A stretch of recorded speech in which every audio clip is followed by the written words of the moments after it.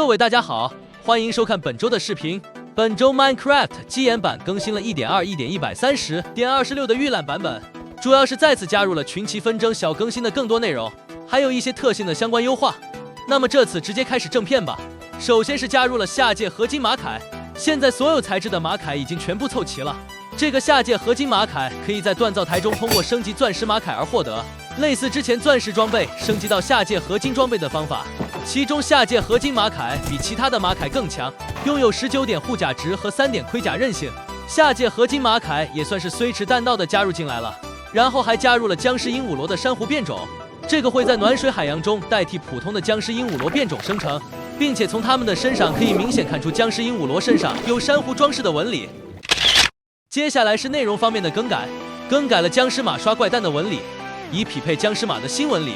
相比之前来看的效果，现在会变得更绿。为鹦鹉螺和僵尸鹦鹉螺加入了之前缺失的物品栏 UI， 现在可以直接打开物品栏，直接给鹦鹉螺装备了。并且鹦鹉螺和僵尸鹦鹉螺现在都只会偶尔攻击附近的河豚，不再像之前一样频繁的去攻击河豚了。对鹦鹉螺使用剪刀，现在是优先移除鹦鹉螺铠，再移除鞍。现在会持续给予骑乘它的玩家鹦鹉螺窒息效果，而非每1秒给予一次，以与所有的鹦鹉螺都保持一致。苦力怕现在被胶骸射死之后还会掉落音乐唱片。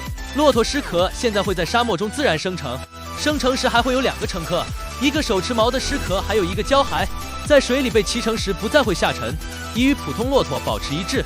尸壳和胶骸现在会作为骆驼尸壳的乘客生成，脱离坐骑之后仍然具有骑乘骆驼尸壳的能力。胶骸不再会尝试寻找附近的骆驼尸壳，此前所有尸壳都能够骑乘骆驼尸壳，但所有胶骸目前都仍然能够骑乘骆驼尸壳。胶骸现在不再像流浪者一样免疫细血的冰冻伤害，但是会免疫虚弱状态效果。以上特性均已和 Java 版同步。海豚现在不再会在冷水海洋和冷水深海中生成，僵尸马现在会在和平难度下更低频的生成。作为僵尸马的乘客生成的僵尸不再会在没有坐骑时寻找并骑乘坐骑，并且脱离坐骑后不再具有骑乘的能力。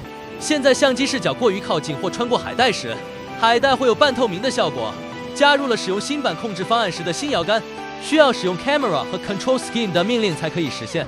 开启之后，十字键控制会直接被禁用，屏幕上会出现2个摇杆，可以和游戏摇杆一样控制玩家的移动。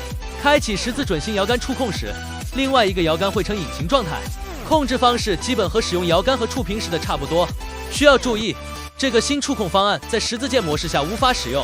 退出这个控制方案时，十字键控制就可以正常使用。现在由信标、潮涌核心、鹦鹉螺和僵尸鹦鹉螺给予的状态效果图标会带有蓝色的边框，以同步 Java 版相关特性。在新版辅助功能设置中加入了缺失的聊天背景不透明度和加入时显示聊天提示的选项，更新了主菜单全景图，以匹配本次群棋纷争小更新的特性。由于目前处于测试阶段，一般情况下无法看到。开启灵动视效后，可以看到新全景图的灵动视效版本。Windows 平台的窗口现在进行了一些微调，上方的标题栏会遵循 Windows 的深色模式，同时也补齐了之前缺失的 logo， 这个和官方启动器的风格一样做到了统一。那么本期视频就到这里了，感谢大家的观看。如果喜欢本期视频，请不要忘了3连关注支持一下，制作不易。下期视频再见。